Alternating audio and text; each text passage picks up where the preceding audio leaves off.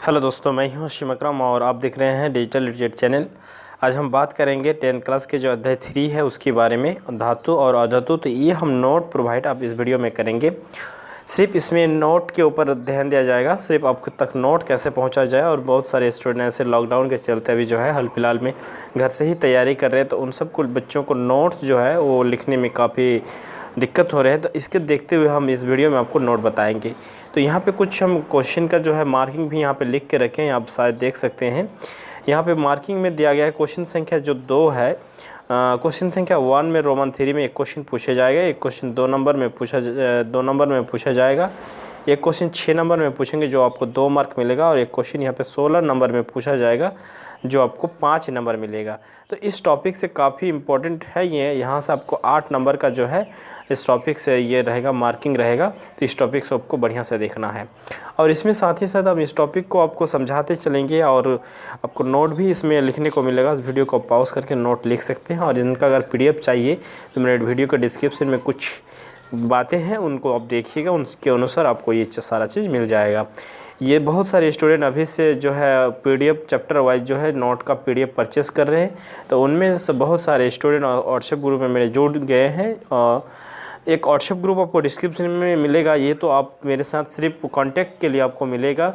लेकिन और एक दूसरा जो है नोट्स जो जिसमें प्रोवाइड करते हैं उस ग्रुप में आपको जोड़ना चाहिए, तभी जाकर आप क्या कर पाएंगे, नोट्स ले पाएंगे।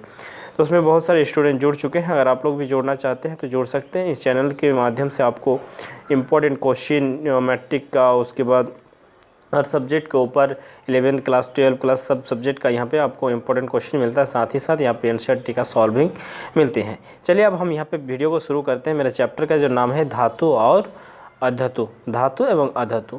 सबसे पहले यहाँ पे कुछ बात को लिखे हैं, इस बात को आप ध्यान से देखिएगा।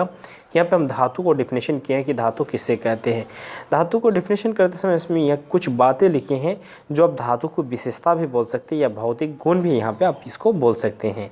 लिखा गया धातु में डिफिनेशन में ऐसे तत्व जिसमें विशेष प्रकार की चमक होती है, जो अघतवर्ध तथा तन्य होती हैं, जिनकी तनाव क्षमता अधिक होती है, जो ऊष्मा तथा विद्युत का सुचालक होते हैं, जो प्राय ठोस आकार में या ठोस अवस्था में पाए जाते हैं, उससे हम धातु कहते हैं।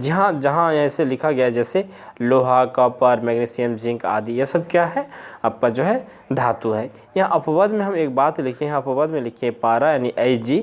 पारा जो है आपका धातु का ही गुण रखते हैं, यानी धातु ही है, लेकिन धातु का कोई गुण यहाँ पे फ्लो नहीं होता है, इसलिए इसको हम अपवाद के हिसाब से लिखे हैं।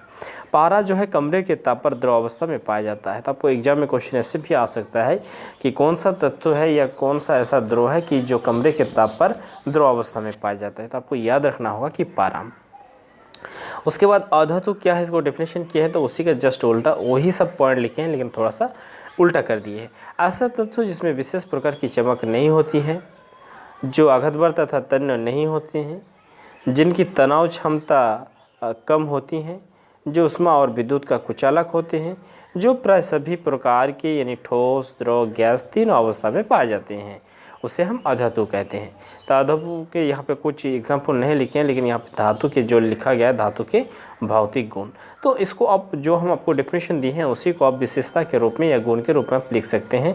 धातु में विशेष प्रकार की चमक है, धातु अघतवर्त होती है, धातु तन्य होती है, धातु में तनाव क्षमता अधिक होती है, धातु प्राय ठोस अवस्था में पाया जाता है, धातु विद्युत का सुचालक होते हैं। उसके बाद अधातु को भी भौतिक गुण जो वहाँ पे लिखे थे वही। अब धातु एवं अधातु में अंतर स्पष्ट करें। धातु और अधातु को अब यहाँ पे अंतर के रूप में भी दिखाया गया है, यानी दोनों जो चीज़ आपको लिखा है, दोनों जो चीज़ समझाए उसी को हम यहाँ पे अंतर में भी लिख दिए हैं। धातु में लिखे हैं कि धातु में विशेष प्रकार की चमक होते हैं, अधातु में लिखे हैं कि इसमें विशेष प्रकार की चमक नहीं होती हैं।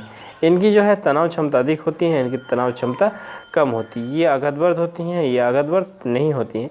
तो वही जो सब पॉइंट आपको लिखाए थे वही सब पॉइंट को यहाँ पे हम लिख दिए हैं। अब यहाँ पे एक क्वेश्चन दिखेंगे कि निम्नलिखित को परिभाषित करें। धातुविक चमक, अघतवर्त, तन्यता और धानुविक। तो ये सब पॉइंट को अब यहाँ पे डील किया जा रहा है। देखिए, धात्विक चमक जो है शुद्ध पदार्थ में धातु की सतह चमकीली होती है।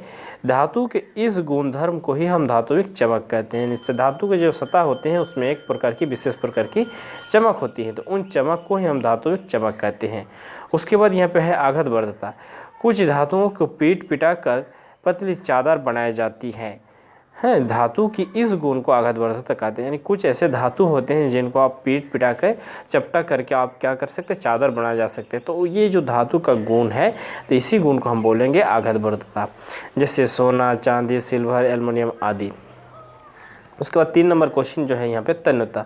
कुछ धातुओं को पतले तार के रूप में खींचा जा सकता है। धातुओं के इस गुण को तन्यता कहते हैं। यानी जैसे यहाँ पे 10 ग्राम जो है, 10 ग्राम शायद होगा, यहाँ पे थोड़ा सा मिस्टेक हुआ होगा या तो कुछ ऐसे गड़बड़ी लग रहा है। यहाँ पे 1 ग्राम हो सकता है शायद। यहाँ 1 ग्राम सोना को जो है 1 ग्राम सोना को यहाँ पे लगभग कितना लिखा गया पता नहीं चल रहा है। यहाँ से सोना को कितना यहाँ पे कुछ मीटर लिखा गया है कि 100 कुछ मीटर, 21 मीटर या कुछ ऐसे मीटर जो है लंबा बनाया जा सकता है। तो ये आपका जो है तन्यता कहते हैं। धातुविक, धानविक का अर्थ होता है धातुएं कठोर सतह से टकराने पर आवाज़ उत्पन्न करती हैं, तो धातु के इस गुण को धानविक कहलाते हैं। अब धातु के हम रासायनिक गुण को यहाँ पे दिखेंगे। रासायनिक गुण जो है कुछ है। ऑक्सीजन से अभिक्रिया। धातु जब ऑक्सीजन के साथ अभिक्रिया करते हैं तो क्या होता है, वो यही आपका एक गुण हो जाएगा। धातु ऑक्सीजन के साथ अगर अभिक्रिया करेंगे तो धातु ऑक्साइड देता है। तो एक आपका रासायनिक गुण हो गया। यानी धातु का रासायनिक गुण आपसे पूछा जाए तो आप लिखिएगा कि धातु जो है ऑक्साइड के साथ अभिक्रिया करके धातु व ऑक्साइड बनते हैं। अब यहाँ से और कुछ क्वेश्चन जनरेट किया जा सकता है। जैसे देखिए यहाँ पर हम कुछ क्वेश्चन को यहाँ जैसे में लिखे हैं। कॉपर आपका एक धातु है, ठीक है। ये आपका स्टूडेंट का राइटिंग है, इसलिए थोड़ा बहुत अगर ये होगा, जैसे सी को यहाँ पे कैपिटल बड़ा लिखना चाहिए, ये स्मॉल लिखना चाहिए था। तो जो भी है, कॉपर एक धातु है। कॉपर अगर ऑक्सीजन के साथ अभिक्रिया करते हैं तो ये कॉपर ऑक्साइड बन रहा है। उसके बाद कैल्शियम देख सकते हैं, कैल्शियम ऑक्सीजन के साथ अभिक्रिया करके कैल्शियम ऑक्साइड, मैग्नीशियम ऑक्सीजन के साथ अभिक्रिया करके मैग्नीशियम ऑक्साइड ये बन रहा है। उसके बाद यहाँ पे पोटाशियम जो है ऑक्सीजन के साथ अभिक्रिया करके पोटाशियम ऑक्साइड बनता है। यहाँ पे K2 होना चाहिए था, ठीक है। उसके बाद सोडियम। तो इस तरीके के यहाँ से दिया गया है। अब फिर यही सब क्वेश्चन भी बन सकता है। जैसा आपको एग्जाम में दे देगा कि मैग्नीशियम ऑक्सीजन के साथ अभिक्रिया कर क्या देता है या क्या बनता है।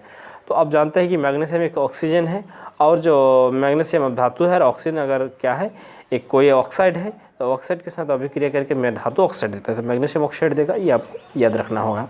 जल के साथ अभिक्रिया यानी जल से अभिक्रिया। धातु को जल से यानी ठंडा जल हो या गर्म हो या वाष्प हो, अभिक्रिया करके क्या करते हैं, हाइड्रोक्साइड हाइड्रोजन गैस तथा कुछ ऐसे ऊर्जा उत्पन्न करते हैं। यहाँ पे लिखा गया है, यहाँ पे आप देख सकते हैं। उसके बाद इनसे भाप से भी अलग से अभिक्रिया करके दिखाए गए हैं। ये सब को आप देख लेंगे, क्योंकि ये सब को आप वीडियो को पॉज करके ये आपको लिखना चाहिए। अब यहाँ से हम दिखाएंगे कि अम्ल जो है, अम्लों के साथ अभिक्रिया, धातु को जब हम अम्लों के साथ अभिक्रिया कराते हैं तो क्या देता है। जब हम अम्ल क्षार और लवण पढ़े थे उस चैप्टर में भी देखे थे कि धातु को अम्लों के साथ जब हम अभिक्रिया करा रहे थे तो क्या हो रहा था।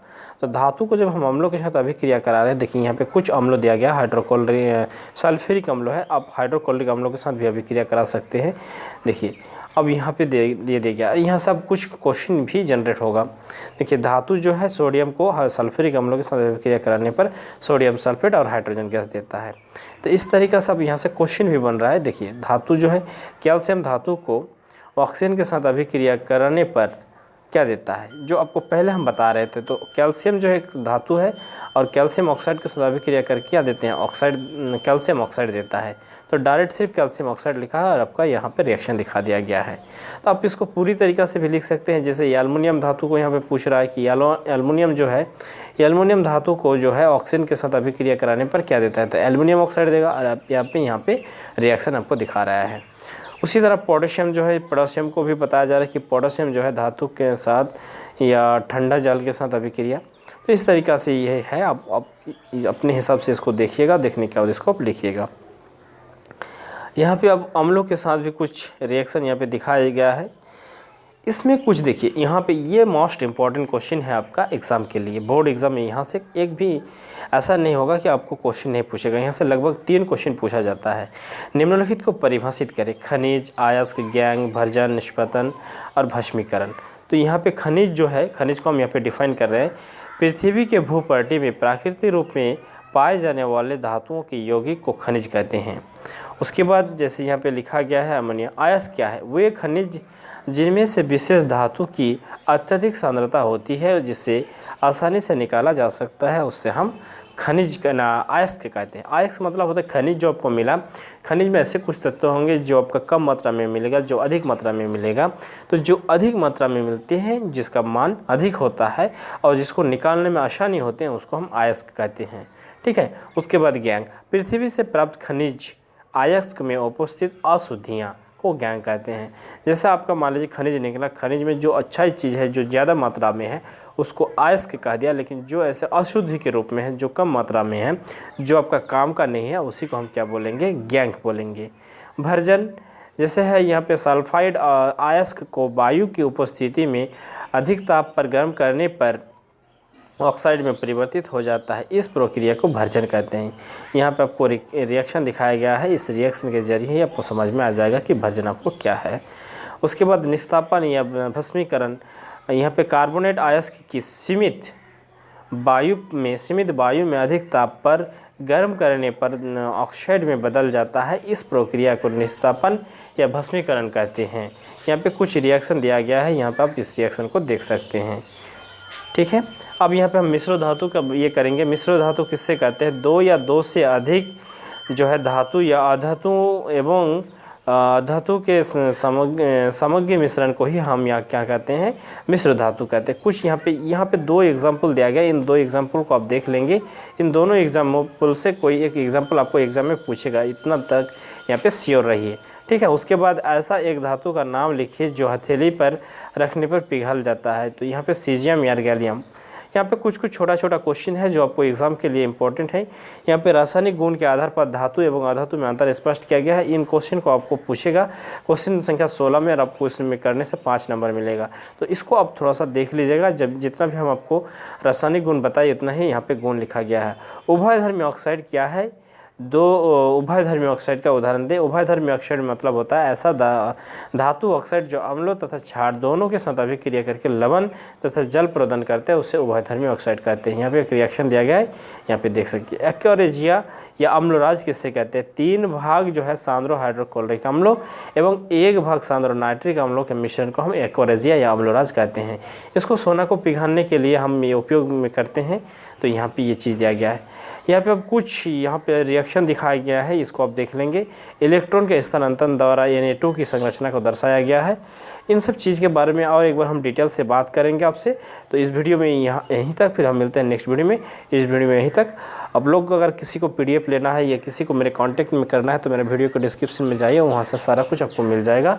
वीडियो को लाइक कर दीजिए और चैनल को सब्सक्राइब कर लीजिए। अपने मित्रों को, दोस्तों को शेयर करते जाइए। Thank you very much.